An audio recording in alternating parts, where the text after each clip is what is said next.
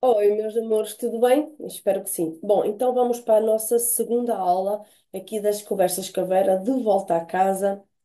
E hoje vamos então dar continuação ao nosso assunto sobre resistência à mudança, não é? E vamos falar sobre nojo. Ai, ó Vera, então o que é que isso tem a ver com o nosso tema? Bom, é uma abordagem, é um exemplo que eu aqui arranjei para que vocês pudessem, uma metáfora, não é? Uma forma de clarear aqui este assunto. Como eu já estou aqui de volta dos exercícios meditativos, vai ser muito, muito interessante o nosso encontro de mais logo na plataforma do Zoom. Para isso, precisas de estar aqui comigo no grupo do Telegram Conversas com a Vera. Então, bora lá, sem mais demoras, Vera, sem enrolação, sem mais nada. Vamos então aqui conversar um pouco sobre nojo. Nojo. É só uma metáfora que eu arranjei aqui para conseguir. Então, já pararam para pensar de onde surge o nojo nas crianças? Pensa em algo que tu ou que você tem nojo hoje, não é?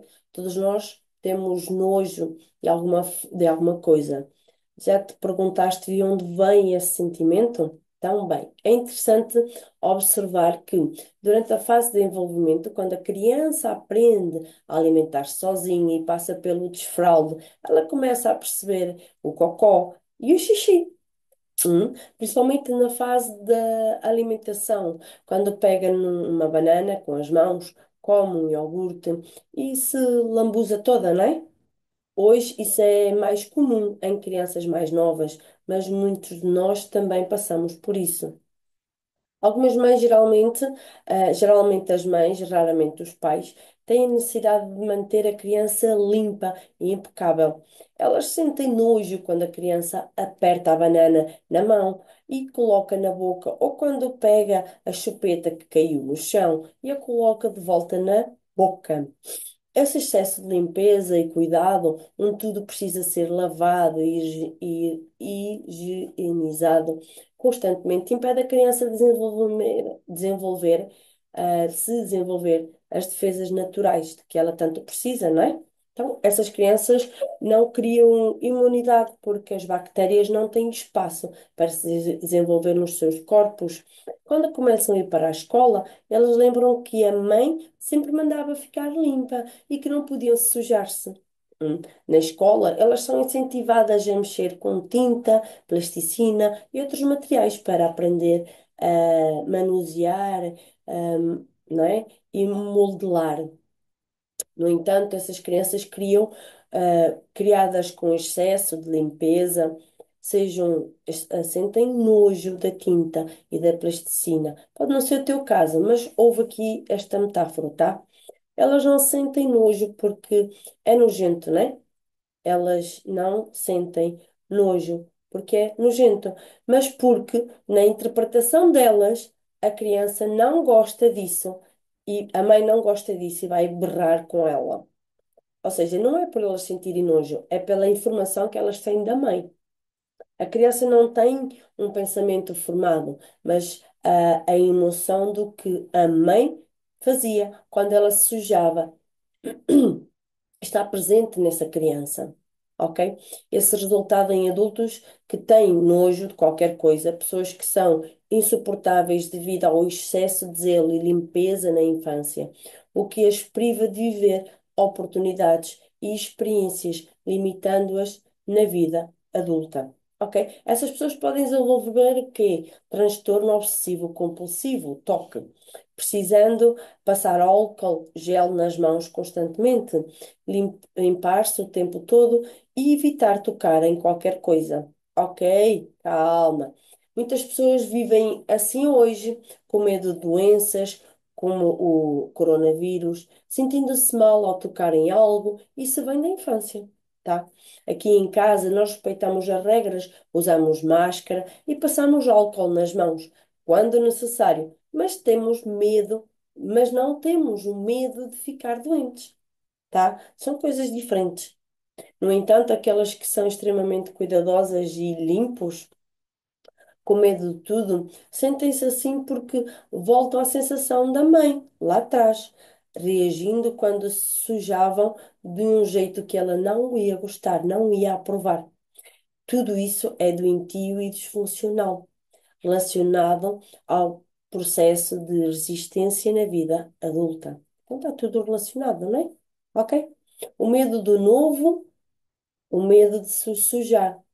Ao se aventurar na vida, o medo de passar por situações que não podem ser limpas ou resolvidas, sem incentivo ou apoio. Tudo isso paralisa a vida. Porquê? Porque as pessoas associam então o sujar, né, ao medo do novo, né, ao medo das coisas não ficarem resolvidas porque não estão limpas, tá? O nosso inconsciente, ele é manhoso. Então é natural que a criança tenha alguns medos na infância, pois o medo é uma emoção básica e necessária para a sobrevivência da nossa espécie, como é óbvio, tá? No entanto, quando o medo é criado, ele torna-se doentio, paralisando a vida. Ele surge de uma traumatização na infância. E eu costumo falar muito sobre trauma e traumatização. É isso que gera as nossas dores, dos nossos traços de caráter, não é? Quais são as dores dos traços de caráter? Sabes? A diferença entre um medo natural e um medo criado é que o primeiro preserva a espécie, né? Que é o medo natural. Ele preserva, ele mantém-te ali em alerta, enquanto o segundo impede, o segundo que é o que é criado por nós, ele impede a realização de qualquer coisa na vida, tá? Quando a mãe, mesmo à distância, mostra confiança, incentivo e apoio ao filho, ele desenvolve a habilidade de enfrentar desafios. Essas são as pessoas determinadas, destemidas, que mencionei antes, que superam qualquer desafio e crescem cada vez mais, porque o processo foi bem construído na infância. Infelizmente, isso é raro e a maioria das pessoas fica travada, limitada e presa devido às traumatizações da infância. Vou explicar de uma forma diferente do que costumo fazer, mas preciso que esse processo seja bem didático e fácil de tu poderes entender. Vivemos aqui como crianças num patamar tranquilo e normal, né? Este é o patamar aqui embaixo. Mas preciso que esse processo ele seja didático e fácil de entender, né? O processo que eu te vou explicar. Então, nós vivemos aqui como crianças num patamar tranquilo e normal. Podemos estar, entretanto, no processo de adultização, que é o que estamos a passar, não é? Mas estamos acostumados com esse padrão. No entanto, queremos melhorar a nossa vida, né? Todos nós estamos aqui no sentido de nos tornarmos cada vez mais adultos, né? Muitos de nós somos, muitos adultos são crianças em corpo de adultos, né? E vocês sabem muito bem disso. Para melhorar a minha vida, quero alcançar um novo patamar, o patamar 2. Então, estou aqui neste patamar, mas eu quero ir para aqui, que já não é tão amplo e seguro, quanto ao atual patamar um. Porque imagina, esta folha, ela representa o patamar um e aqui a base do meu rato, ela representa o patamar 2. E aqui em cima é muito mais estreito e muito mais apertado. É um novo. Eu não sei o que está aqui em cima, tá bem? Então bora lá. Este novo patamar representa desafios, é mais alto e estreito. O meu inconsciente, carregado com informações da infância, diz que este novo patamar é perigoso, porque não consegue ver o que está lá em cima. A visão limitada e a altura maior geram medos, não é? Um medo implantado pela minha mãe na infância, que não me apoiou ou incentivou. Eu só estou a dar o exemplo da mãe, mas depois as coisas até aos 6 7 anos de idade, nós vivenciamos muitas experiências com vários adultos, não é? Estamos a assimilar tudo. A mãe é a base, mas depois as outras pessoas vêm complementar aquela base da mãe. Mas o que fica no reforço do inconsciente é a mãe, está bem? Então quero avançar do patamar um para o patamar 2, mas o meu inconsciente transforma este segundo patamar cá em cima num monstro assustador. Mesmo que eu queira muito ir, o medo assusta-me, prende-me, não é? A minha mente consciente não pensa nisso. Apenas sinto um pouco de medo. Decido então ir mesmo assim, mas é quando surgem obstáculos. O pneu do carro fura, a tela do telemóvel quebra, alguém fica doente, algo acontece para me atrasar, o frigorífico estraga e o dinheiro que eu tinha para investir já não é suficiente. Muitas coisas acontecem na nossa vida, não é? Eu vou ouvir uma parte da aula que mudará a minha vida, mas o meu inconsciente não me deixa ouvir. Então a internet trava, a conexão cai. Oh, ué, mas a minha internet está perfeita. Como eu saí da aula? Isso é resistência. Muitas das vezes, às vezes estou em direto com as minhas convidadas, numa parte que eu tenho das conversas com a Vera no Instagram, em que eu trago uma convidada e há muita resistência. Às vezes da minha parte, outras vezes da minha convidada, a ligação fica perra, a voz não soube bem. Porquê? Nós estamos com resistência àquela mudança, àquele assunto que estamos a abordar, tá? Então, mas vou aprendendo, quebrando barreiras e, eventualmente, consigo passar para o segundo patamar. Ufa, crescendo mais um pouco. Então, com o tempo, restabilizo-me, ou seja, estou mais estabilizada no patamar 2. Lembram-se da teoria do caos, não é? Então, o símbolo de infinito que sobe e desce, estão recordados? Então, crescemos na vida, subimos e em algum momento precisamos desfrutar do que conquistamos, descendo um pouco para depois buscar novos desafios e subir novamente. Subi e, por um tempo, desfruto do desafio de estar no topo. Uau! Agora comprei um carro melhor, uma casa melhor, estou num emprego que gosto mais e ganho mais. A minha vida está ótima. Que bom! Estou no patamar 2. Depois de um ano ou dois, sinto que está a ficar sem graça e quero mais. A minha alma sente que posso mais, que mereço mais. Cria um novo objetivo, maior patamar, ainda maior, não é? Então, patamar 3 bora lá? Mais estreito e mais desafiador. Esse novo patamar parece perigoso e muitas vezes não temos coragem de chegar lá. Surgem pessoas dizendo, você, não é? Não consegue, isso não é para você, você não é capaz, que loucura que estás a fazer, não é?